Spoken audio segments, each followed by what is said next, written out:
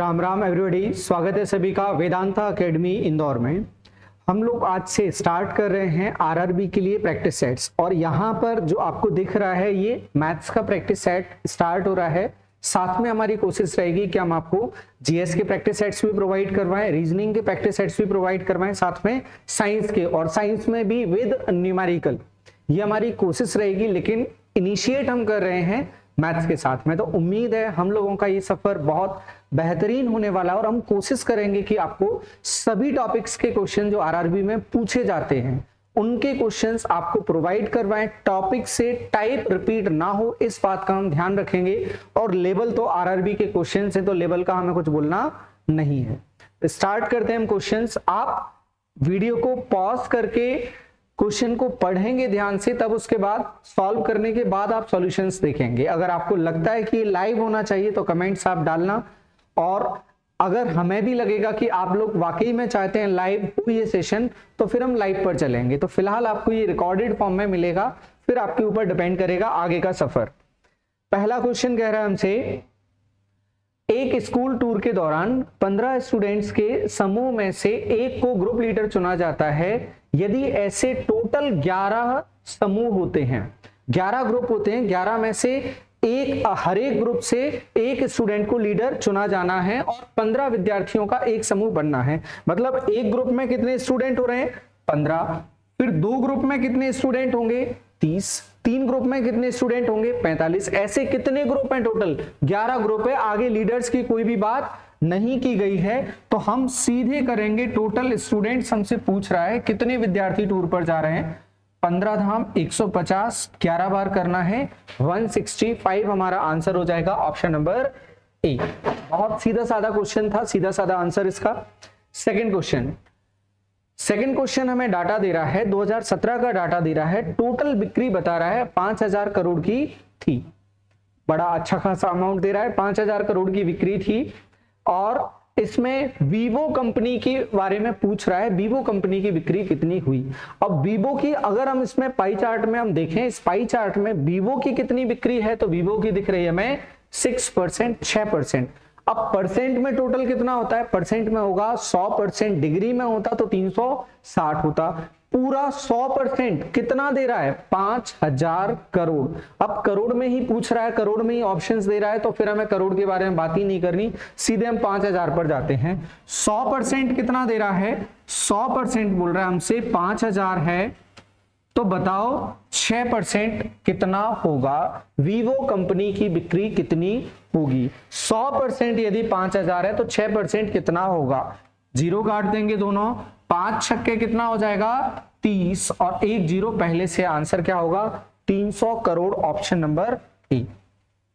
Option number A हमारा answer बनेगा। चलते हैं नेक्स्ट क्वेश्चन की तरफ। अगला क्वेश्चन हमसे कह रहा है x is greater than 1, x greater than 0, x 0 से बड़ा है। और फिर बोल रहा है 22.5, 56, 42.5, 2x + 1, x - 2, 3x और 36 का जो माध्य है, माध्य हम यहां पर बोलेंगे एवरेज है। स्टैट्स भी लेता है, तो स्टैट्स से हमने यही क्वेश्चन इस बार लिया है। माध्य एवरेज ले रहा है वो 30। अब संख्याएं कितनी है? संख्याएं हम जोड़कर देखेंगे। टोटल संख्याएं कितनी है? 1, 2, 3, 4, 5, 6 और 7। टोटल 7 संख्याएं, और एवरेज का मतलब होता है हर एक। हर एक कितनी है? 30 है। हर एक अगर 30 है तो सभी मिला के कितनी हो जाएंगी? अगर एक संख्या 30 है तो 30 संख्याएं मिला के कितनी हो जाएंगी? 30 × 7। अब इनको टोटल करते हैं, क्योंकि दूसरी तरफ हमने, एक तरफ हमने लिख दिया सभी संख्याओं का सम, सभी संख्याओं का योग। अब इस तरफ भी सभी को जोड़कर लिखते हैं। 22.5 और 42.5 ये हो जाएगा जोड़कर 65। 65 पॉइंट वाला जोड़ दिया। फिर उसके बाद 56 और 36 ये हो जाएगा 92। 92 हो जाएगा। ये जोड़ दिया हमने, 56 जोड़ दिया हमने, 42.5, 2x + x, 3x + 3x, 6x। फिर उसके बाद +1 -2 में से 1 सब्ट्रैक्ट करेंगे, -1। अब इनको जोड़कर देखेंगे हम, कितना हो जाएगा? 150, 157, 1 घटाओगे 156, 156 यहां आके घटेगा 210 में से 156, यहाँ 156 आएगा, इन्हें जोड़कर घटा के ये जोड़ेंगे 157 हो जाएगा। इस 157 में से एक घटाएंगे 156, यहाँ आके घटेगा और ये बचेगा 6x। तो गाइज ये घटाओगे क्या बचेगा 54, 6x इज इक्वल टू 54। तो x का वैल्यू कितना हो जाएगा, x is equal to 9, x की वैल्यू होगी 9, x की वैल्यू होगी 9, ऑप्शन नंबर डी। ये 2022 का क्वेश्चन है। अगला क्वेश्चन क्या कह रहा है हमसे, एक समांतर श्रेणी दे रहा है, अर्थमेटिक प्रोग्रेशन दे रहा है। अर्थमेटिक प्रोग्रेशन में क्या होगा, जो डिफरेंस होता है नेक्स्ट टर्म और उसके पहले वाले टर्म में वो फिक्स रहता है, कांस्टेंट रहता है। जैसे 8 से पहले 5, 8 के बाद 13, दोनों के बीच में जो डिफरेंस है वो 5 और 5 का है। तो यहाँ डिफरेंस 5 का दे रहा है और 50वां पद वो पूछ रहा है। अब ऐसा तो पॉसिबल है नहीं कि तुम 5-5 जोड़ जोड़ कर इसको आगे तक 50th टर्म तक ले जाओगे, वैसा हमें करना नहीं है। तो फिर इसमें जो समांतर श्रेणी है उसका nवां जो पद होता है वो हम निकालते हैं। तो nth टर्म जो फॉर्मूला होता है nth टर्म का a plus n-1 into d. A होता है इसमें फर्स्ट टर्म, पहला पद ए होता है, पहला पद ए कितना हो जाएगा 3, फिर उसके बाद n-1, n-1 50वां पद चाहिए n-1 इंटू डी। अंतराल डिफरेंस कितना है कॉन्जिक्यूटिव टर्म्स में, डिफरेंस है क्रमागत पदों में अंतर है 5 का। ये हो जाएगा 50 ऋण 1 49, 49 इंटू 5 245, 245 और 3 248, 248। या बहुत रीजनिंग के तौर पर यदि करना है ना, कितने टर्म पूछ रहा है वो 50 पूछ रहा है, पहले के बाद तो हर एक 5 बढ़ती जाएगी ना, 5 बढ़ेगा ना पहले के बाद। तो पहला कितना है इसका 3 है, अब हर बार कितना बढ़ना है 5, और कितनी बार बढ़ना है, एक तो आ गया ना 50वें पे पहुंचना है तो 49 बार तो बढ़ना पड़ेगा ना। मैं 5 5 5, एक बार 5 बढ़ना है तो 5 2 बार बढ़ना है तो 10 3 बार बढ़ना है तो 15 49 बार बढ़ना है। ये किया हमने इस क्वेश्चन को रीजनिंग से 248 ऑप्शन नंबर बी हमारा आंसर बन जाएगा गाइस। नेक्स्ट क्वेश्चन वो कह रहा है, एक ट्रेन 5 सेकंड में प्लेटफॉर्म पर खड़े व्यक्ति को के पास से गुजरती और वही ट्रेन 25 सेकंड में प्लेटफॉर्म को पूरी तरह से पार कर जाती है। अब एक ट्रेन पार कर रही है, व्यक्ति को वही ट्रेन पार कर रही है प्लेटफॉर्म को, तो दोनों कंडीशन में एक ही ट्रेन है और एक ट्रेन की स्पीड चेंज एक क्वेश्चन में नहीं होगी। दूसरे क्वेश्चन में एक ट्रेन आएगी, उसकी स्पीड अलग हो सकती है, लेकिन एक क्वेश्चन में एक ट्रेन की स्पीड हमेशा वही रहेगी अगर वो कंडीशन नहीं चेंज कर रहा है तो यहां क्या होगा, स्पीड इज इक्वल टू क्या होता है, speed is equal to distance upon time. Speed is equal to distance upon time. जब ट्रेन व्यक्ति को पार करेगी तो सिर्फ अपनी लंबाई को वो पार करती है, तो होगी कंडीशन L अपॉन 5। टाइम हमने यहां पर मिनट में ले लिया है, भले मीटर पर सेकंड कुछ भी वो दे, टाइम हमने जो दे रहा है सेकंड में दे रहा है, हमने सेकंड में ले लिया अभी, ये सेकंड ले लिया। फिर उसके बाद बोल रहा है और प्लेटफॉर्म को पार करने में लेती है, प्लेटफॉर्म की लंबाई जुड़ जाएगी L प्लस 300 जब प्लेटफॉर्म को पार करेगी, और ये 25 सेकंड है। 5 से कैंसिल आउट करोगे, ये होगा 5 टाइम्स 5 बार कटेगा 5 L, यहाँ 5 बार L होंगे, एक बार यहाँ आके घटेगा 4 बार L बचेगा, और ये 300, 5 4 से भाग लगाओगे जाएगा 75 बार। L is equal to 75 metre. Train की लंबाई कितनी आ जाएगी 75 metre, option number B. Next question, Manish एक निश्चित राशि को 5% वार्षिक दर पर जमा करवाता है जिस पर ब्याज की गणना वार्षिक चक्रवृद्धि ब्याज के आधार पर होती है। 3 साल के अंत में मनीष के मिश्रधन के रूप में 92,610 रुपए मिलते हैं। मनीष द्वारा जमा की गई राशि कितनी थी। अब देखते हैं इस क्वेश्चन को। 5% मतलब प्रतिशत, 100 पर 5 रुपए मिल रहा है, 5 रुपए मिल रहा है 100 पर, तो 1 रुपए मिलेगा कितने पर 20 पर, 1 रुपए मिलेगा 20 पर। तो अमाउंट और प्रिंसिपल का रेशियो, एक साल में 20 कितना हो रहा है 21, फिर एक साल में 20 कितना हो रहा है 21, फिर होगा 20 21, ऐसा 3 साल हुआ। 3 साल वही कहानी चली 5% रेट से। अगर रेट चेंज होती अपन यहां पर चेंज कर देते, फिलहाल हम इसी को देखते हैं। ये हो जाएगा 20 का क्यूब, 20 का घन हो जाएगा 8000 और 21 का घन हो जाएगा 9200 261। हमें क्या बोल रहा है, बढ़ के पैसा कितना हो जाता है 92,610, जबकि हमारा कितना हो रहा है 9,261। तो जिसे हम 9,261 कह रहे हैं, 9,261 हमें दे रहा है, पूछ क्या रहा है, राशि कितनी थी, जमा कितनी की थी, जमा कितनी की है अपने अकॉर्डिंग, प्रिंसिपल कितना है 8,000, अमाउंट है 9,261। तो 9,261 दे रहा है हमसे और 8,000 पूछ रहा है। 9,261 कितना दे रहा है 92,610 रुपए दे रहा है। कितनी बार कट जाएगा 10 बार, यहाँ एक जीरो और बढ़ जाएगा, निकाल रहे हैं हम प्रिंसिपल, ये हो जाएगा 80,000।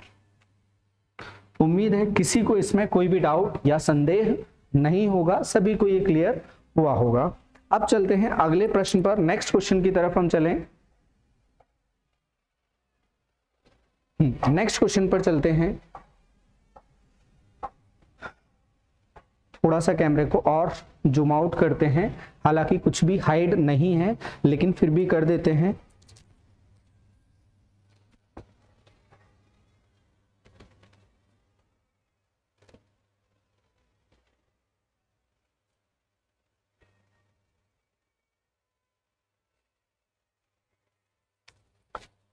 नेक्स्ट सिंप्लीफिकेशन का क्वेश्चन है। ये तो बस लिखना है और सॉल्व करना है, लेकिन लिखना और सॉल्व करना भी ध्यान से, क्योंकि इस तरह के क्वेश्चंस में गलतियां हो जाती हैं जल्दबाजी में। अब ये बोर्ड मास का क्वेश्चन है, प्योरली बोर्ड मास का क्वेश्चन है। ऑफ दे रहा है, ऑफ दे रहा है, तो सबसे पहले हम सॉल्व करते हैं ब्रैकेट, फिर ऑफ, फिर डिवाइड, फिर मल्टीप्लाई, एडिशन, सब्ट्रैक्शन। ये ऑर्डर रहता है, ब्रैकेट का, फिर भाग, फिर गुणा, जोड़ और घटाओ।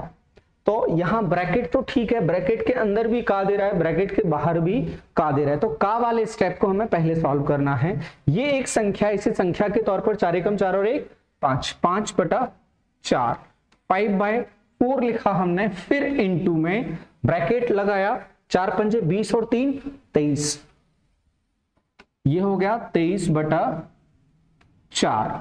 अब गुणा में लिख लिया, ऑफ हटा देते हैं अपन, ऑफ की जगह क्या लगाते हैं, गुणा लगाते हैं। तो ये ऊपर k/1 है, k कहां आ जाएगा ऊपर, 2k/7, और भाग का मतलब होता है पलट के गुणा करना।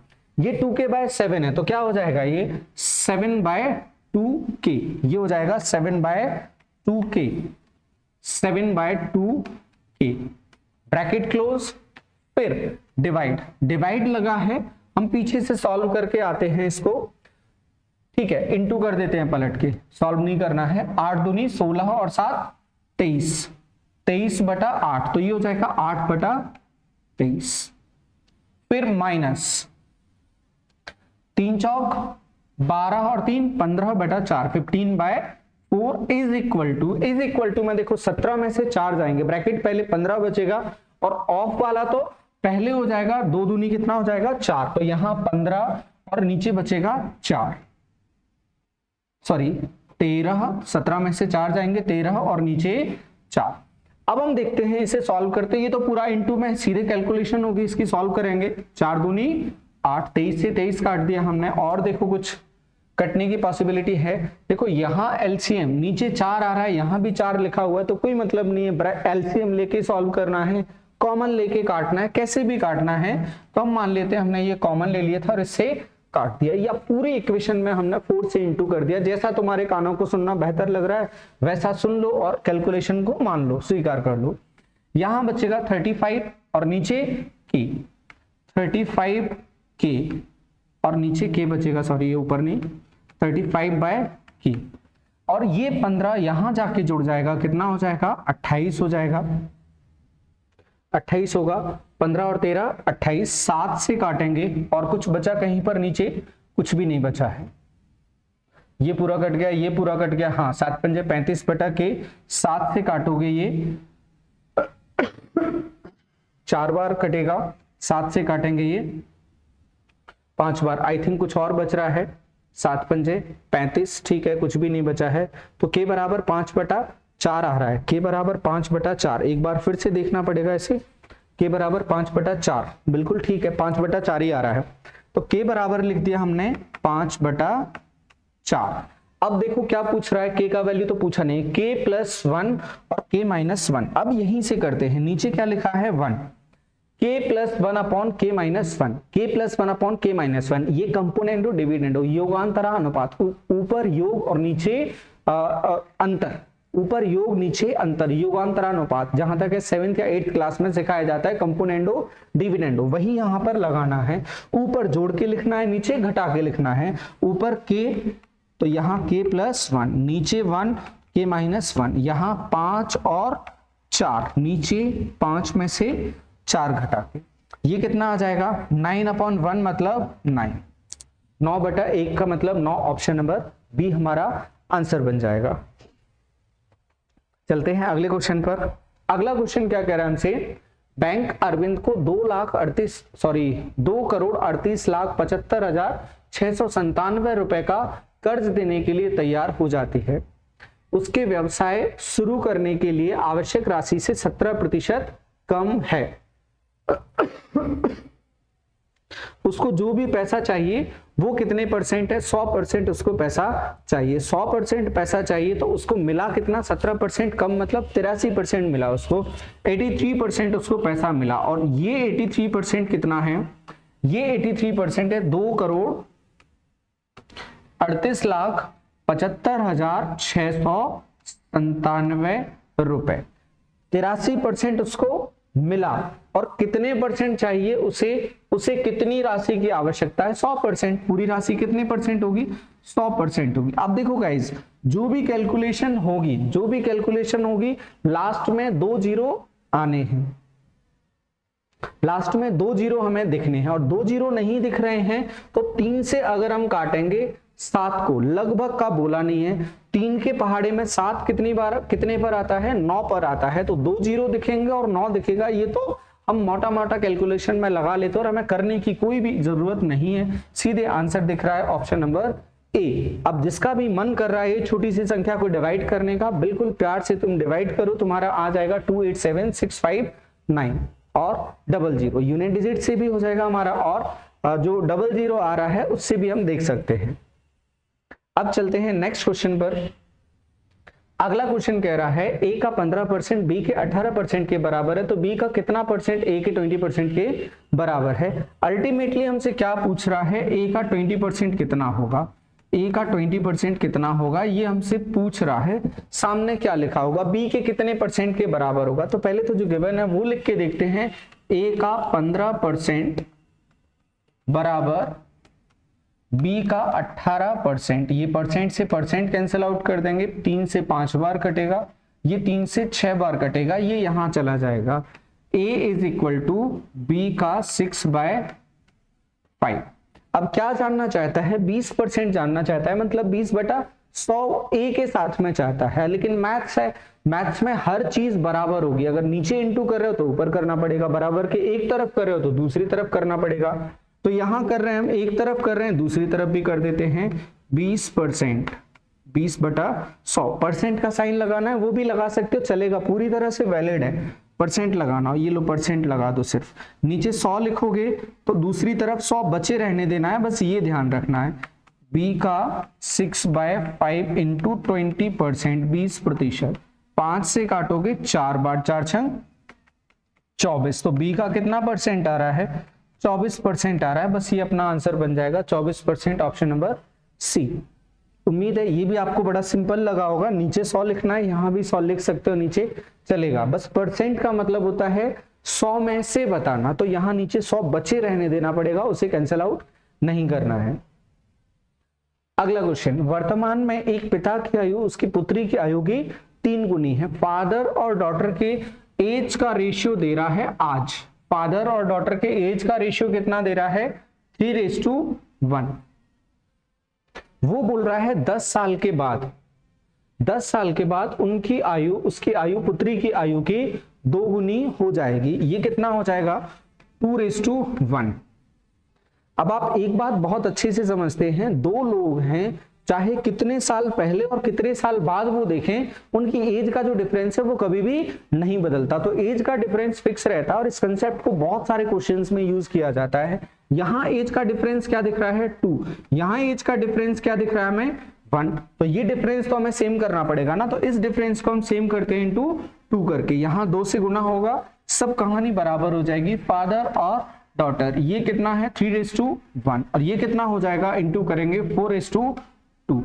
1 से बढ़ के 2, 3 से बढ़ के 4, बढ़े कितने 1 और ईयर्स में कितना है 10 ईयर्स 10 साल है। हमें क्या चाहिए, पुत्री की वर्तमान आयु कितनी है 1 और 1 ही तो बड़ा है और 1 का मतलब क्या है यहाँ पर 10 साल 10 ईयर्स। तो आंसर होगा 10 years, option number D. Simple सा सादा सा क्वेश्चन था ये। नेक्स्ट क्वेश्चन गाइस, यदि किसी त्रिभुज के दो कोणों की माप 60 डिग्री और 80 डिग्री है, ये थोड़ा सा मजाक वाला क्वेश्चन है। तीनों एंगल मिला के कितने होते हैं 180। त्रिभुज के तीनों कोणों का योग 180, जिसमें से दो एंगल दे रहा है और तीसरा एंगल हमसे पूछ रहा है। दो एंगल कितना 60 और दूसरा एंगल दे रहा है हमें 80 और थर्ड एंगल हमसे पूछ रहा है। ये कितना हो जाएगा 140। यहां जाके घटाओगे 140 घटाओगे 180 में से 40 डिग्री हमें बचा हुआ मिलेगा। ऑप्शन नंबर डी हमारा आंसर हो जाएगा। नेक्स्ट क्वेश्चन पर चलते हैं गाइज। नेक्स्ट क्वेश्चन ट्रिगो से है, आरआरबी ग्रुप डी का ही क्वेश्चन है 2022 का।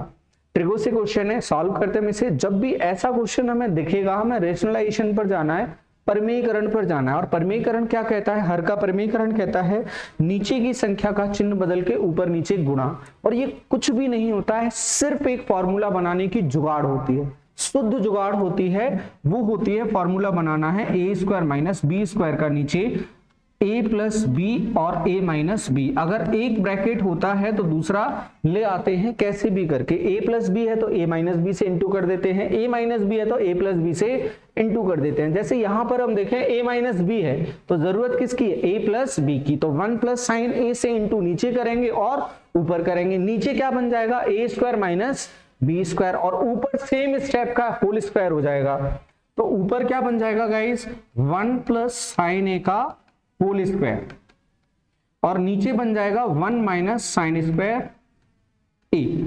अब तीन आइडेंटिटीज होती हैं, जिन पर क्वेश्चंस पूछे जाते हैं और बहुत बेसिक है और हम उम्मीद करेंगे कि आप इसको पहले क्लास से लिख कर रख लेंगे और बाद में ये लगातार आते रहेगी, आपको याद हो जाएगी।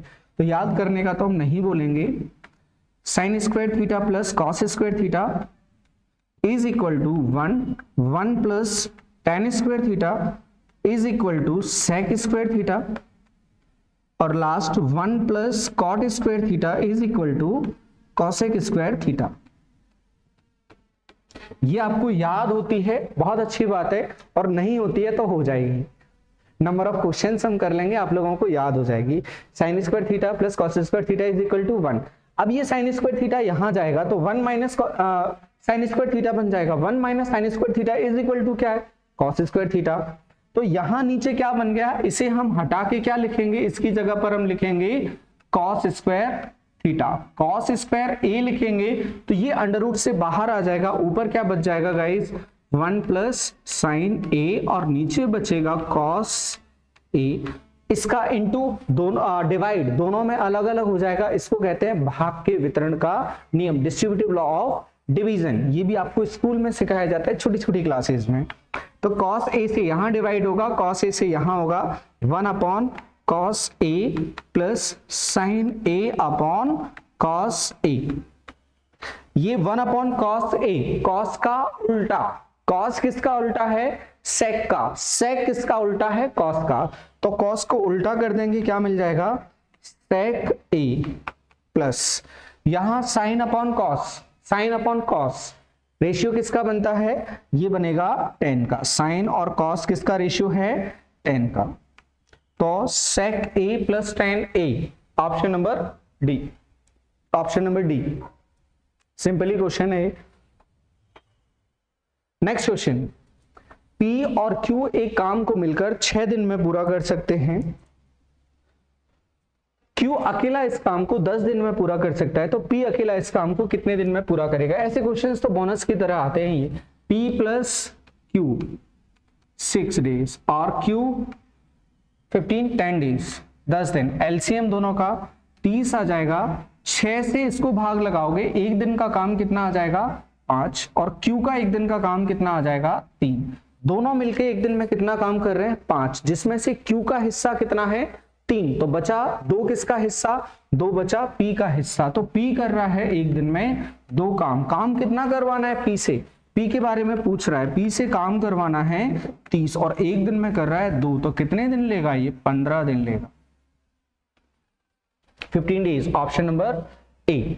नेक्स्ट क्वेश्चन, PQR कंपोजिटली एक व्यापार स्टार्ट करते हैं, तीनों मिलकर साझे में एक व्यापार स्टार्ट करते हैं और व्यापार में बोला जा रहा है P कुछ पैसा लगा रहा है, Q लगा रहा है और R लगा रहा है और फाइनली उनको कितना प्रॉफिट हो रहा है, 1,04,000 रुपए, 1,04,000 रुपए के कुल लाभ में से P का हिस्सा वो पूछ रहा है, मतलब लाभ दे रहा है, तो जो जितना पैसा लगाएगा उसको उतना हिस्सा मिलेगा। तो लगाने का मतलब क्या है, रेशियो देखना है, मैं कितना पैसा लगाया, कितना पार्ट किसका होगा। अब देखो 3 जीरो सभी में दिख रहे हैं, तो 3 जीरो हमें कैलकुलेशन से बाहर कर देने हैं। जब हम रेशियो निकाल रहे हैं, उनका इनपुट निकाल रहे हैं, हिस्सा निकाल रहे हैं लगाने का, तो 25 देखेंगे, 25 कितने महीने लगाया, 6 महीने, तो 25 टके हर महीने का हम वही मान रहे हैं जो उन्हें इन्वेस्ट किया है, मंथ के साथ में हम देख रहे हैं, एक महीने में 25 है तो 6 महीने में कितना हो जाएगा, 25 गुना 6, ये P का हो जाएगा रेशियो। दूसरे का कितना, 5 महीने 44,000 रुपए, 44 गुना 5, Q का हो जाएगा 44 गुना 5, R का है 50,000 3 महीने के लिए, 50 गुना 3, हम सीधे 1.5 लाख लिख रहे थे, 50 गुना 3, अब ये 150 हो जाएगा, लिख देते हैं 150, 220 और 150, जीरो सभी में है, कैंसिल आउट हो जाएगा। ए का हिस्सा 15, सॉरी पी का हिस्सा 15, क्यू का हिस्सा 22, आर का हिस्सा 15। हमसे किसका हिस्सा पूछ रहा है, पी का हिस्सा, और दे रहा है सभी का मिला के हिस्सा 1,04,000। सभी का हिस्सा कितना होगा, 15 दूनी 30 और 22 52 यूनिट हमें दे रहा है और पूछ कितना रहा है, पी का हिस्सा 15, 52 दे रहा है और 15 पूछ रहा है, ये सबसे पहले लिख दिया ये पी, और 52 कितना दे रहा है वो 104, और उसके बाद लगे हैं 3 जीरो, 104 और फिर 3 जीरो, 52 से 104 कितनी बार कटेगा, 2 बार, और पीछे आ जाएंगे 3 जीरो, 15 दूनी 30 और बचे हुए 3 zero, 30,000, option number D. P ने कितना पैसा लगाया, 30,000 रुपए उसने लगाया, सॉरी पी का हिस्सा प्रॉफिट में, लगाया की राशि नहीं मिलेगी यहां पर। नेक्स्ट क्वेश्चन, ये क्वेश्चन ऐसा लग रहा है जैसे किसी ने शरारत करने की कोशिश की हो।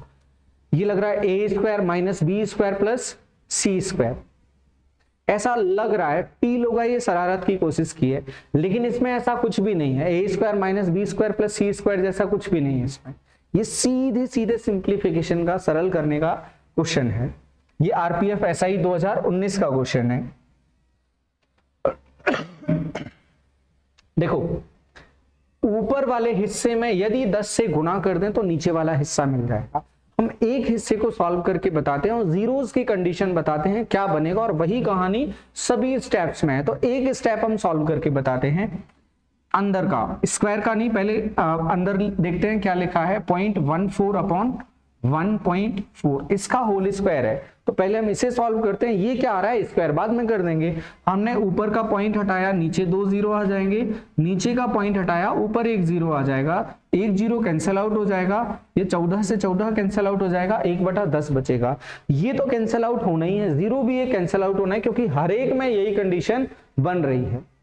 तो पहले स्टेप में 1/10 का स्क्वायर, दूसरे स्टेप में 1/10 का स्क्वायर, ये सेम स्टेप है दोनों, पहला और दूसरा, पहला प्लस में दूसरा माइनस में। तो पहला और दूसरा स्टेप तो लिखना ही नहीं है, सिर्फ कौन सा लिखना है, तीसरा स्टेप लिखना है, वो भी 1/10 का स्क्वायर। तो तीसरा स्टेप है 1/10 का स्क्वायर, मतलब 1/100, 1/100, ये आ जाएगा 0.01। तो पहला दूसरा कैंसिल आउट हो जाएगा, थर्ड स्टेप बचेगा, आंसर आ जाएगा 0.01, ऑप्शन नंबर डी। उम्मीद है क्लियर होगा आप लोगों को। Next question, question number 16, tan theta plus 1/tan theta का मान ज्ञात कीजिए। ये आ गया फिर से ट्रिगो का एक क्वेश्चन, ये भी ग्रुप डी का क्वेश्चन है। tan theta plus 1/tan theta, जैसे हम करते हैं वैसे ही सॉल्व करेंगे, एलसीएम लेंगे। ये यहाँ इंटू होगा tan स्क्वायर थीटा प्लस 1, ये हो जाएगा guys tan square theta plus 1/tan theta. अब tan स्क्वायर थीटा प्लस 1 थोड़ी देर पहले ही लिखा था हमने, यहीं पर क्या होगा sec square theta 1 plus tan square theta या tan स्क्वायर थीटा प्लस 1, ये होता है sec स्क्वायर थीटा। तो sec स्क्वायर थीटा उसकी जगह पर हम लिखेंगे sec स्क्वायर थीटा और नीचे tan थीटा। अब sec square theta upon tan theta option में नहीं दिख रहा है, ऑप्शंस में क्या दिख रहे हैं cosec sec और sin। अब tan नीचे लिखा हुआ है, sec ऊपर लिखा हुआ है, तो फिर क्या कर सकते हैं हम, sec को क्या लिख सकते हैं, sec होता है 1/cos, तो ये 1/cos स्क्वायर थीटा। sin क्या होता है, सॉरी tan क्या होता है, sin theta upon cos theta. tan होता है sin theta upon cos theta. इसमें हमने नया कुछ भी नहीं लिखा है, जो पिछले क्वेश्चन में यूज किया था बस वही स्टेप लिखा है। 1/cos square sec square theta को cos स्क्वायर थीटा लिखा था जहां तक है, तो यहां एक बार cos कैंसिल आउट हो जाएगा, 1/cos और नीचे sin, cos का उल्टा sec थीटा और sin किसका उल्टा होता है, cosec थीटा का। तो sec theta into cosec theta into sec theta, option number D ये आंसर बनेगा। कुछ भी नया इसमें यूज नहीं किया है, सिर्फ एक स्टेप किया है एलसीएम का, बाकी सभी कहानी पिछले क्वेश्चन से अपन ले ली है और वो बहुत अच्छे से आराम से सीख लिया था। एक घर से 2 बसें 15 मिनट के अंतराल पर 25 किलोमीटर प्रति घंटे की गति से चलती हैं।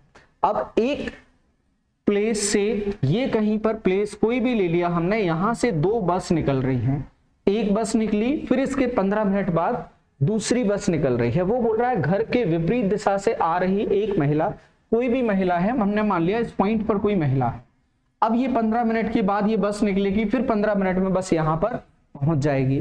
लेकिन क्वेश्चन कह रहा है घर की विपरीत दिशा से आ रही एक महिला को और कितनी ज्यादा गति से चलना पड़ेगा ताकि बस 10 मिनट के अंतराल पर मिल जाए। अब बस यहां तक आने में कितना मिनट लेगी, 15 मिनट लेगी। बस यहां से यहां तक आने में 15 मिनट लेगी, लेकिन क्वेश्चन चाहता है कि बस उसे कितने मिनट में मिल जाए, 10 मिनट में मिल जाए। मतलब बस कितना चले, बस चले 10 मिनट और ये महिला भी चलेगी 10 मिनट, ये महिला भी चलेगी साथ में 10 मिनट और दोनों इस पॉइंट पर आके मिलेंगे, इस पॉइंट पर आके मिलेंगे। बस चली 10 मिनट, महिला भी बस के साथ में ही चल रही है, वो भी चली रही है, तो बस 10 मिनट में जितनी महिला कितना चल रही है, महिला चल रही है 10 मिनट, महिला चल रही है 10 मिनट। हाँ बिल्कुल ठीक कहानी है, महिला चल रही है 10 मिनट और महिला ने जो 10 मिनट में दूरी तय की, अगर महिला न चलती, बस अकेले चलती, तो बस कितने मिनट में तय कर लेती वो दूरी,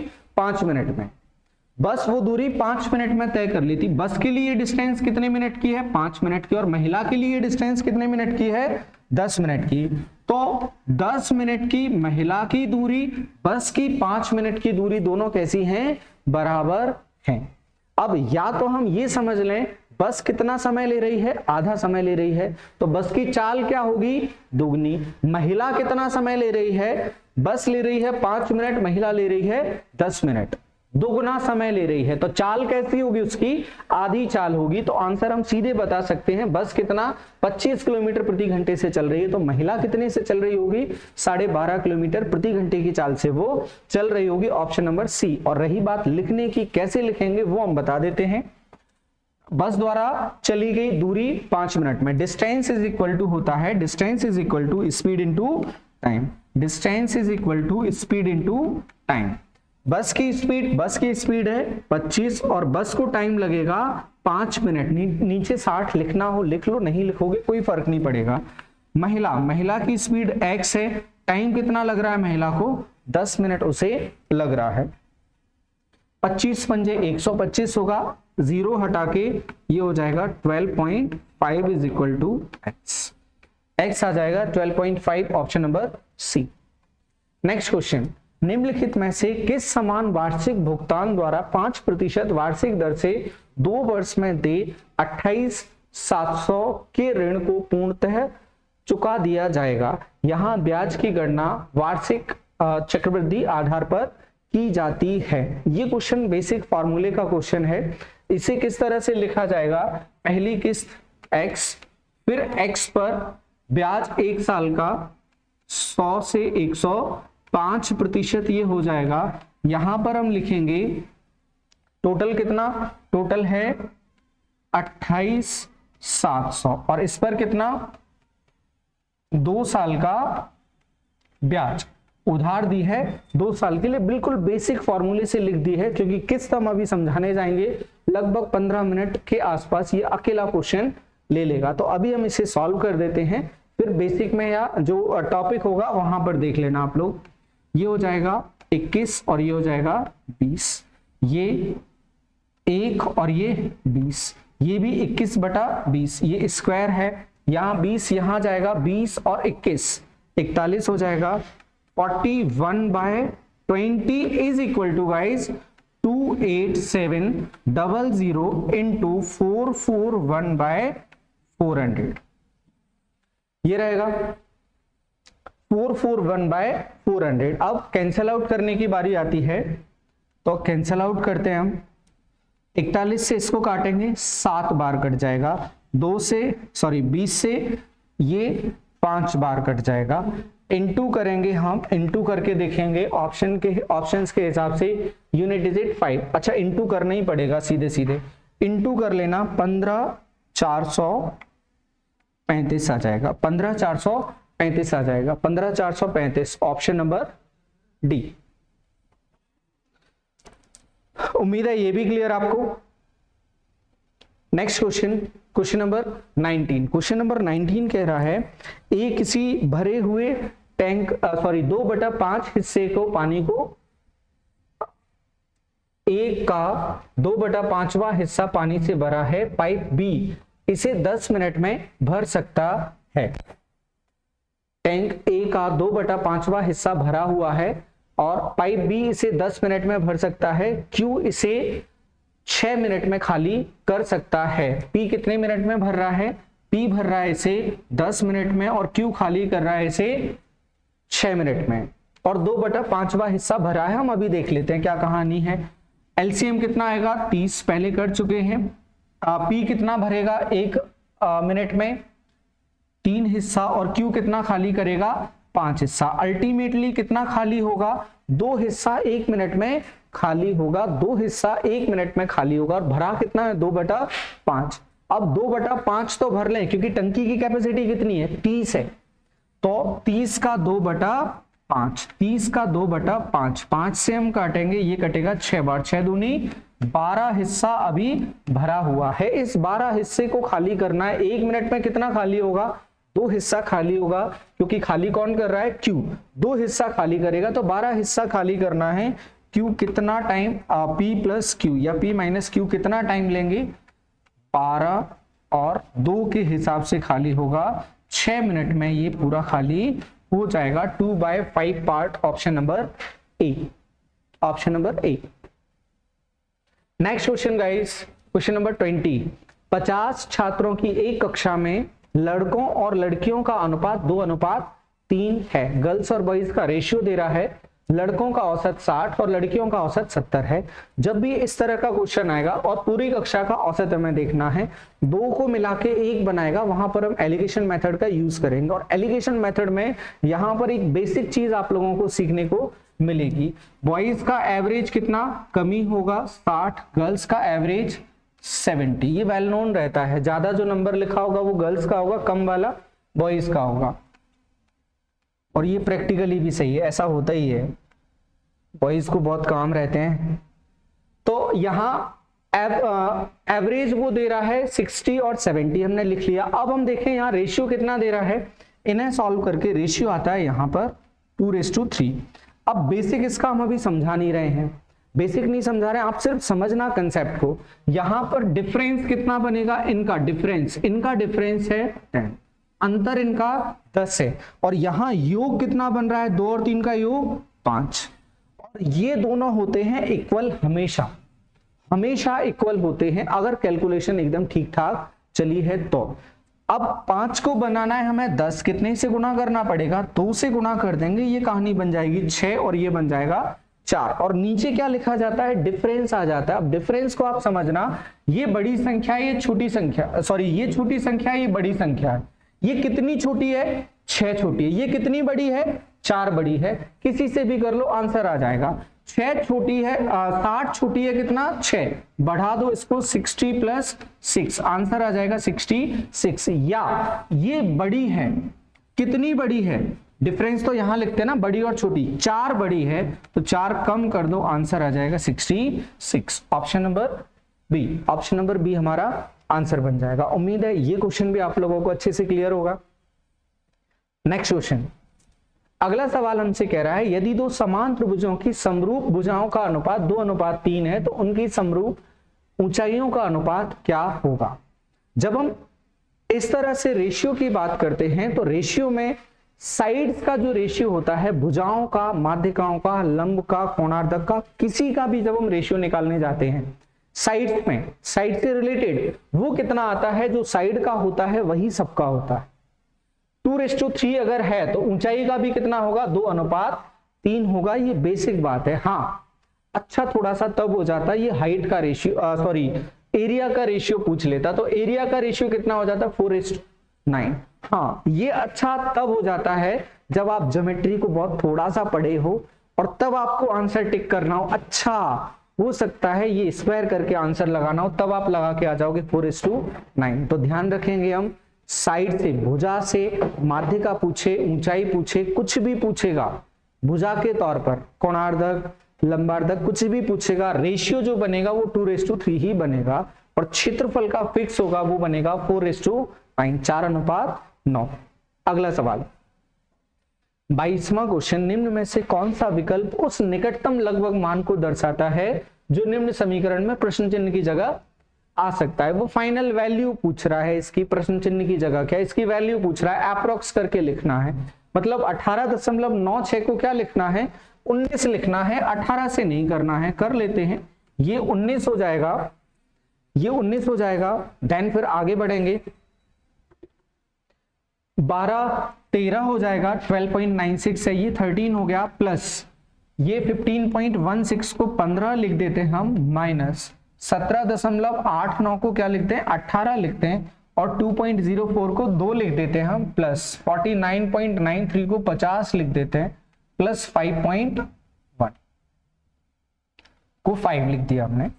अब देखते हैं 1913, 32 और 15 47, 18 दूनी 36, 47 में से 36 जाएगा, 11 बचेगा, 11 और 50 हो जाएगा 61, 61 और 5 66। क्या गलती की हुई है इसमें, हाँ ये डिवाइड है, ये डिवाइड है।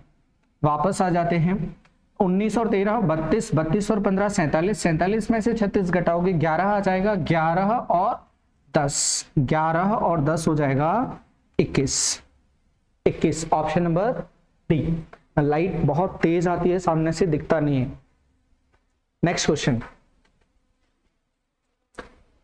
राम नरेश एक बैग खरीदता है जिसका अंकित मूल्य 400 रुपए है। वह इसे 2 क्रमागत डिस्काउंट 160 रुपए डिस्काउंट करने के बाद 160 में खरीदता है। यदि दूसरी छूट 20% है तो पहली छूट कितनी होगी। इसे हम बिल्कुल बेसिक से जाएंगे तो बेसिक से भी हो जाएगा। 400 की जगह फाइनली कितने का मिल रहा है, 160 का मिल रहा है। पहले हम पहला डिस्काउंट देख लेते हैं। 400 पे डिस्काउंट, कोई भी डिस्काउंट आगे पीछे करोगे ज्यादा टेंशन की बात नहीं होती है। पहला डिस्काउंट मिल रहा है 20 का, तो इसमें 20% डिस्काउंट होगा तो कितने का बचेगा, ये 320 का बचेगा। 20% कितना होगा इसका, 10% हो जाएगा इसका 40। एक जीरो हटा देते हैं, 10% आ जाता है। 10% का डबल 20%, तो ये डिस्काउंट हो जाएगा इसमें 80 का, 320 हो गया। लेकिन बेच कितने में रहा है, 320 के आधे में। आधे का मतलब होता है 50%। ये बन गया आंसर इसका 50% डिस्काउंट। जो फर्स्ट डिस्काउंट था वो 50% था।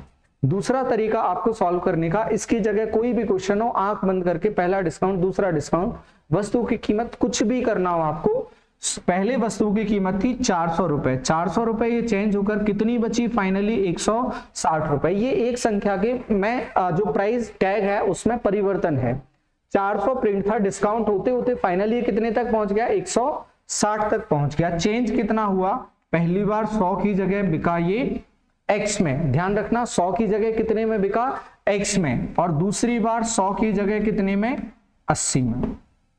100 से ये दोनों जीरो कट जाएंगे, 80 से काटोगे ये 2 बार कट जाएगा, 2 से 4 को काटोगे 2 बार, 2 से 100 को काटोगे 50 बार। x बराबर क्या आ गया, 50। 100 की जगह कितने में बिका ये, 50 में बिका, कितना कम हो गया, 50% ये कम हो गया। अगर guys x is equal to 40 आ जाता है, इसका मतलब होता 100 की जगह 40 में बिका, तो कम कितना हो गया, 60% वो कम हो जाता, 60% का डिस्काउंट उसमें हो जाता है। यहाँ 50 आया तो इसे आंसर ना मानकर इसे आंसर करना है, क्योंकि गलती इससे फिर हो जाएगी, फिर बाद में हमें कोसते रहोगे सर ने क्या बताया था।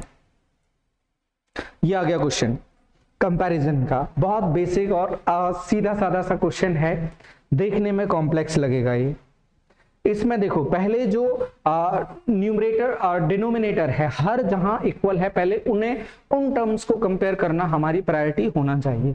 यहाँ नीचे 33, 47, 47 और 27, तो 47 हमें कॉमन दिख रहा है, तो पहले हम उस पर चलते हैं। ये 32/47 और 20/47, और देख रहे हैं बढ़ते क्रम में ये दे रहा है, तो 32 और 20 तो छोटा होता है, ये गलत लिखा हुआ है। फिर उसके बाद 20/47 और 27, और इसका कंपैरिजन करें, ये भी ठीक दे रहा है, चलो इसको छोड़ देते हैं। फिर देखते हैं नीचे 47, ये 47, ये ठीक दे रहा है, ये भी ठीक है। चलो 47 वाला एक स्टेप है, एक यहां पर है, ये भी ठीक दे रहा है। फिर उसके बाद 27 वाले स्टेप अगर हम देखकर चलें, 27 वाले स्टेप हम देखें, गलत हो गया कौन सा, हाँ, फिर कंपेयर कर लेते हैं हम 13/27, क्योंकि ये हर स्टेप में है। देखो 25/27, 25/27, 25/27, तो कम से कम एक स्टेप तो कैंसिल होगा 13/33 से, 13/33 और 20/47, इसका कंपैरिजन हमें करना है। 47 से यहां गुणा करोगे, 13 सत्ते 91 का 1, फिर 13 चौक 52, 52 और 9 61, 611, 33 दूनी 66, 660, ये बड़ा है तो 13/33 पहले आएगा, 20/47 बाद में आएगा, 32/47 उससे बड़ा है, ठीक है। फिर बचा 25/27। अब हम देखें इसको, कौन सा स्टेप गलत हो गया हमारा, ये हो गया हमारा क्वेश्चन गलत हो गया, ऑप्शन गलत हो गया, ऑप्शन नंबर डी हमारा गलत हो गया। फिर कंपेयर करने के लिए देखें 20/47, 13, ये दोनों स्टेप ठीक हैं। अब इन दोनों स्टेप्स का कंपैरिजन करना पड़ेगा, दोनों स्टेप्स का कंपैरिजन करते हैं। 25/27 और 25/27 और 32/47, देखो इसमें ये स्टेप बड़ा होगा। क्यों बड़ा होगा, जब नंबर पास में, न्यूमरेटर और डिनोमिनेटर पास में होते हैं तो वो एक की तरफ जाता है, अंश और हर बराबर होते हैं, वो एक की तरफ जाता है। जिसमें हर बड़ा होता है वो एक से छोटा होते जाता है, जितना हर बड़ा होगा वो एक से उतना छोटा होता जाएगा। इसमें अंतर कितना है, 2 है, और इसमें अंतर कितना है, 15, तो ये एक से बहुत छोटा होगा, तो ये बड़ा होगा 25/27, तो अपना आंसर क्या बन जाएगा, ऑप्शन नंबर सी। अब चलते हैं हम आगे अगले क्वेश्चन पर। निम्न में से कौन सी संख्या 8 से भाज्य नहीं है, 8 से डिविजिबल नहीं है। 8 का डिविजिबिलिटी रूल क्या कहता है गाइस, 8 का डिविजिबिलिटी रूल कहता है लास्ट 3 डिजिट, आखिरी के 3 अंक 8 से कटने चाहिए, तो संख्या 8 से कटेगी। अब हम देखें, बहुत क्लियर हमें दिखेगा, हमें पता है 8 से क्या कटता है, 8 से 200 कटता है, 400 कटता है, 600 कटता है, 800 कटता है। यहां देखो कितना है, 676, 600 तो कटेगा ना, 600 तो कटेगा ना, 200, 400, 600 कटेगा, बचा कितना, 76 नहीं कट रहा है, पहले ही ऑप्शन आंसर हो गया। बाकी हम चेक करके बता देते हैं, 400 कटेगा, 400 तक कटेगा, 504 में से 104 बचा, 104 में से 80 भी हटा दो, 80 तक तो कटेगा ना, बचा कितना, 24, 24 8 से कटता है, 832, 800 हटा दो, 32 कटता है, 360, 360 है, 200 हटा दो, बचा 160, 160 कटता है 8 से, 80 दूनी 160 होता है, तो आंसर हो जाएगा ऑप्शन नंबर ए। अगला क्वेश्चन, एक खेवैया को धारा के प्रतिकूल 100 किलोमीटर खेने के लिए 16 घंटे लगते हैं और धारा के अनुकूल उसे 10 घंटे का समय लग रहा है। धारा की चाल वो पूछ रहा है, बहुत ही बेसिक सा क्वेश्चन वो दिया है। धारा के अनुकूल और प्रतिकूल का, जब वो धारा के अनुकूल जा रहा है तो चाल बराबर दूरी बटा समय जुड़ेगा। धारा के अनुकूल चाल जुड़ जाती है, ये प्लस होगी 100 बटा 10, speed is equal to distance upon time, ये आ गया 10। दूसरी कहानी घट जाएगी x माइनस वाई, 100 बटा 16, 100 बटा 16, 100 बटा 16 हम काट देते हैं 4 से, इसे ये हो जाएगा 25 बटा 4, 25 बटा 4 हो जाएगा। अब कभी भी इस तरह का इक्वेशन आ जाए, बड़ी संख्या चाहिए जोड़ के आधा कर दो, छोटी संख्या चाहिए घटा के आधा कर दो। हमें क्या चाहिए, धारा की चाल, और धारा की चाल होती है कम, मतलब छोटी संख्या चाहिए, तो घटा के क्या कर देना है, हमें आधा कर देना है। अब यहाँ नीचे 4 दिख रहा है, नीचे 4 दिख रहा है तो कौन सी बड़ी बात होगी, लो ये बना दिया नीचे 4, 4 बटा 4 करके, ऊपर कितना है 40, नीचे कितना है 4। अब एलसीएम नहीं लेना पड़ेगा, सीधे घटा दो, 40 में से 25 घटाओगे कितना बचेगा, 15 बचेगा। y लिखते हैं 15 और नीचे क्या बचा 4। और अभी हमने बोला जोड़ के आधा कर दो और घटा के आधा कर दो, तो हमें करना है आधा, ऐसे आधा करना है, मतलब नीचे क्या आ जाएगा 2, 15 बटा 8, 15 बटा 8 सॉल्व करोगे 1.875, ये आ जाएगा किलोमीटर पर। और वैसे भी आप लोगों को ये समझ होनी चाहिए कि धारा की जो चाल होती है वो कमी होती है। जब दोनों मिला के कितना आ रहा है 10 आ रहा है, दोनों मिला के 10 आ रहा है, तो जो कम वाला है वो हमारा आंसर होगा। तो आधे आधे से भी सोचेंगे तो भी 6 वाले और 8 वाला ऑप्शन तो गलत ही है, आंसर सीधे लग जाएगा 1.875। और उम्मीद है आप लोगों ने तुक्का भी लगाया होगा तो सही लगा होगा। नेक्स्ट क्वेश्चन, दूध और पानी के मिश्रण में मिश्रण का 4 हिस्सा दूध है, 5 हिस्से में से 5 हिस्से यदि करेंगे तो 20 के यदि 5 हिस्से करोगे, आगे कितना दे रहा है 20 लीटर वो दे रहा है, 20 के 5 हिस्से करोगे, एक हिस्सा कितना आ जाएगा 4 लीटर आ जाएगा एक हिस्सा। वो बोल रहा है 4 हिस्सा और एक हिस्सा इस तरह से अलग कर रहा है। और एक हिस्सा अगर 4 है, पानी 4 है, तो दूध कितना होगा 16। फिर वो क्या बोल रहा है, नए इस मिश्रण में 5 लीटर पानी मिला दो, पानी की जो मात्रा है वो किस में ऐड होगी, पानी में ऐड होगी। तो 4 पानी पहले से था और 5 और हो जाएगा, तो ये कहानी क्या बन जाएगी 16 और 9, टोटल कितना हो गया 25, टोटल हो गया 25। 25 में से दूध का परसेंट पूछ रहा है, 25 में से दूध कितना है 16% में पूछ रहा है, गुना 100, 25 से काटेंगे ये 4 बार, 16 चौ 64% हमारा आंसर बन जाएगा, ऑप्शन नंबर ए। अगला क्वेश्चन, 3 से विभाज्यता x के संभावित मान पूछ रहा है, वो डिविजिबिलिटी का एक और क्वेश्चन आ गया इसमें। अब 3 की डिविजिबिलिटी का रूल क्या होता है, संख्या का अंकों का योग 3 से विभाजित होना चाहिए। अब जो पहले से 3 से विभाजित है उसे योग में लेने की जरूरत क्या है, जैसे 2 और 7 9 होता है, कोई जरूरत नहीं इसे क्वेश्चन में लेने की, 6 कोई जरूरत नहीं इसे क्वेश्चन में लेने की, बचा क्या x प्लस 1, x प्लस 1 3 से विभाजित होना चाहिए, मतलब ये मिलके 3 बन जाए, 6 बन जाए, 9 बन जाए चलेगा, 12 अगर बनाओगे तो डिजिट नहीं बचेगा, नंबर हो जाएगा, अंक की जगह वो संख्या हो जाएगा, उस पर हमें नहीं जाना है। तो ये हम बना सकते हैं, मतलब x की पॉसिबल वैल्यू, ये यहां जाके घटेगा तो क्या बनेगी 2 5 और 8, x की जगह 2 5 और 8 लिखोगे तब भी वो 3 से डिविजिबल होगा, 3 से विभाजित होगा। अब वो पूछ रहा है संभावित मानों का योग, 2 और 5 7 और 8 15, योग हो रहा है 15, ऑप्शन नंबर डी। अगला प्रश्न, उस बिंदु के निर्देशांक ज्ञात कीजिए जो बिंदु ये और बिंदु को मिलाने वाली रेखाखंड को अंतः विभाजित करता है, आंतरिक रूप से विभाजित करता है 3:1 में।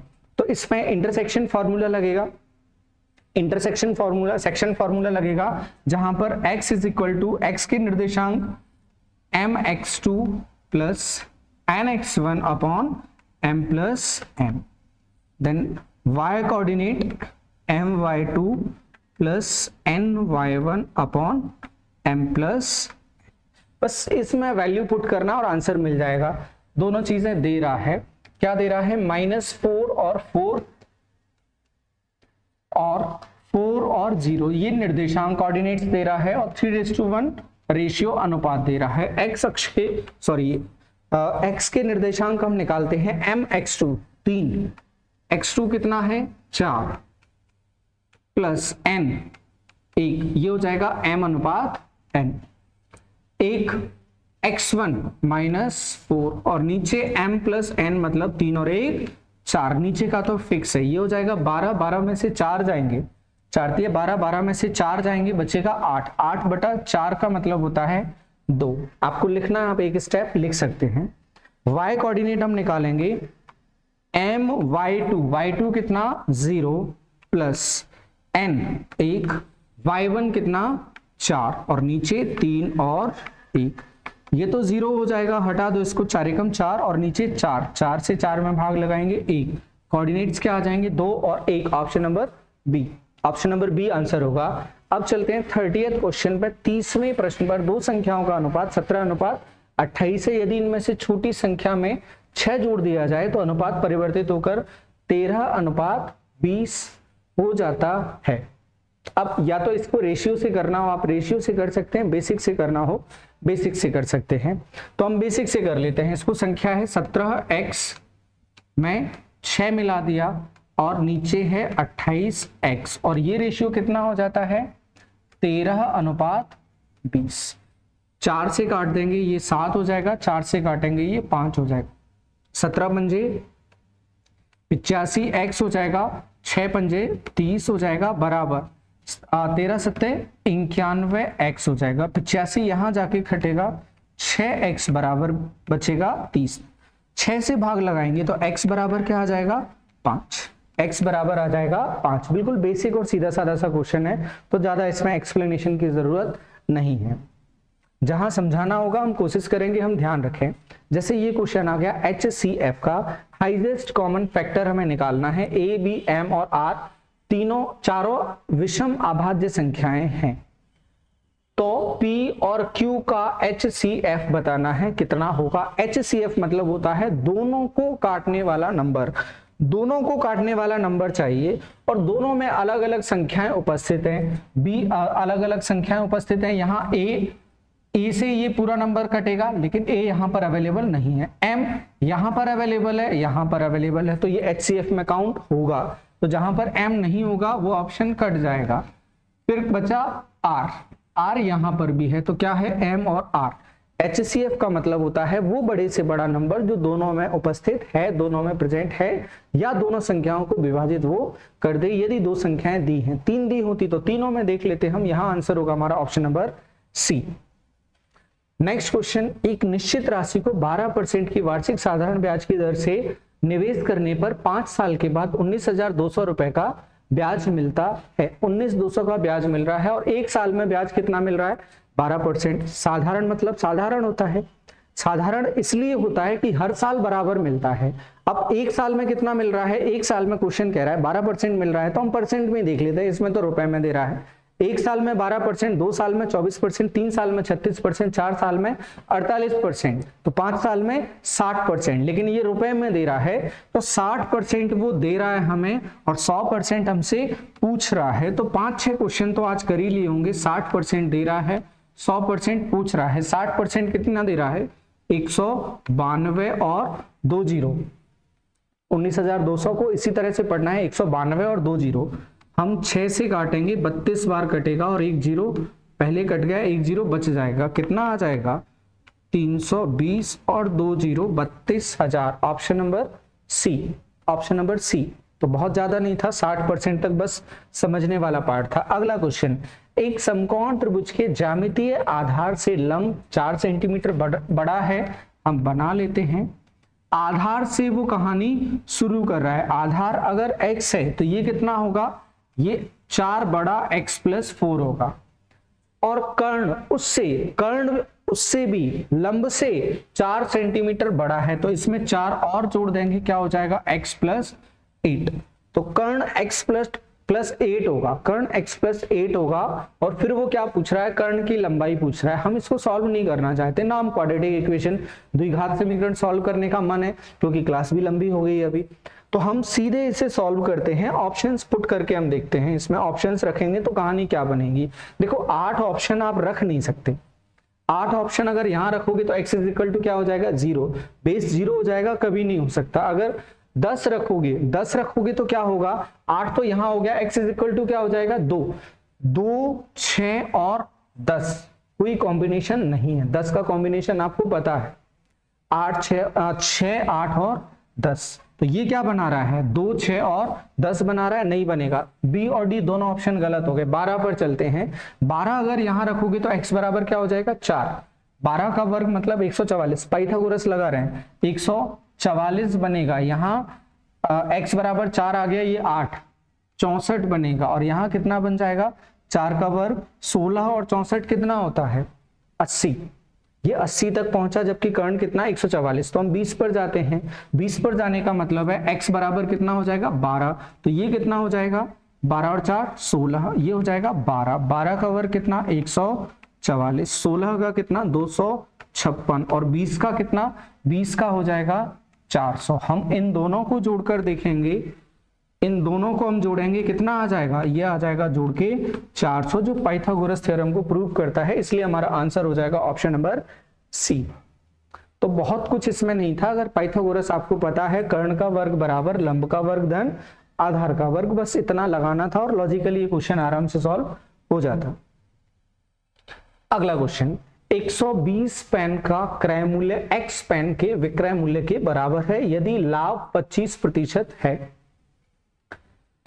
अब x पेन के विक्रय मूल्य के बराबर है, हमें नहीं पता, लेकिन क्रय मूल्य के हिसाब से कितने पेन है, 120 पेन के मूल्य के बराबर बिक्री हो रही है और उसमें लाभ कितना हो रहा है 25%, मतलब बिक्री हो कितने की रही है। अगर परसेंट की हम बात करें, क्रय मूल्य के हिसाब से देखा जाता है, क्रय मूल्य 100 होता है, लाभ 25% वो बोल रहा है, मतलब बिक्री कितने परसेंट पर हुई है 125% पर हुई है। और क्या पूछ रहा है वो, x का मान पूछ रहा है, मतलब कितनी बेची गई थी वो संख्या वो पूछ रहा है, मतलब 100% के बारे में वो जानकारी चाहता है। 125% वो दे रहा है, कितना है 120 है, 100% के बारे में जानकारी चाहता है। 125% दे रहा है, 100% जानकारी चाहता है। कितनी खरीदी गई थी उतनी ही बेची गई हैं। 25 से काटेंगे 4 बार, 25 से काटेंगे 5 बार, 5 से काटेंगे ये 24 बार, 24 चौक होता है 96। तो कितनी खरीदी गई थी 96 खरीदी गई थी। ऑप्शन नंबर सी हमारा आंसर बनेगा। ये भी सीधा साधा बहुत सीधा क्वेश्चन था।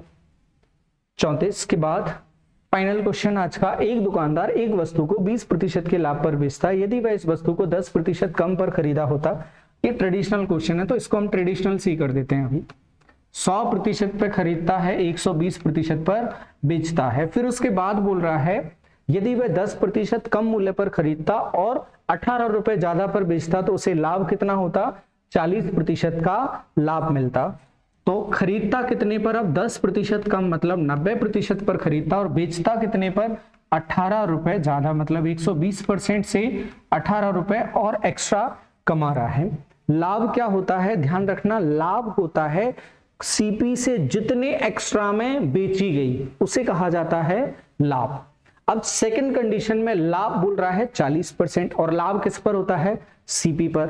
तो हम एक तरफ से लाभ लिखना स्टार्ट करते हैं, एक तरफ से हम लाभ लिखते हैं 90% का 40%, 90% का 40%, ये लाभ लिख दिया हमने, यही लाभ होगा, इसी पर लाभ होगा 40% का, 90% का 40% लाभ है। दूसरी कंडीशन में यहां पर अब कितने एक्स्ट्रा में बिका, 90 के बाद कितना है 120 है, तो कितना परसेंट में एक्स्ट्रा है 30% प्लस 18 रुपए और है। देखो यहां पर जितना एक्स्ट्रा होता है उसे प्रॉफिट कहा जाता है। परसेंट में 90% का 40% और यहाँ 30% और 18। इसे सॉल्व करने की कोशिश करते हैं, दोनों जीरो कट जाएंगे, 9 चौक हो जाएगा 36, 9 चौक कितने परसेंट हो जाएगा 36% हो जाएगा और यहां पर है 30% और 18, तो 6% कितना आ जाएगा, 6% आ जाएगा 18, तो 1% कितना आ जाएगा 3, तो 100% कितना आ जाएगा 100% आ जाएगा 300, जीरो ही तो चिपकाने, अब 100% आ जाएगा 300। Option number C. इजी है क्वेश्चन, बेसिक से ही किया है, आगे फिर से हम लेंगे इसको और दूसरे मेथड से हम सिखा देंगे। तो आज के लिए बहुत बहुत धन्यवाद। आप लोग कमेंट बॉक्स में डालें आपको लेवल अगर अब चाहिए तो हमें आरआरबी के क्वेश्चन से थोड़ा सा बाहर निकल के और क्वेश्चंस लेने होंगे, लेकिन पहले हम सोच रहे हैं कुछ दिन हम ऐसा करें, देन उसके बाद फिर हम आगे बढ़ जाएंगे। तो कमेंट बॉक्स में बताएं, किसी को कोई भी डाउट हो या कुछ भी सलाह देनी हो या और कोई भी बात हो, आप कमेंट बॉक्स में लिख सकते हैं। मिलते हैं नेक्स्ट वीडियो में, तब तक के लिए धन्यवाद। राम राम सभी को।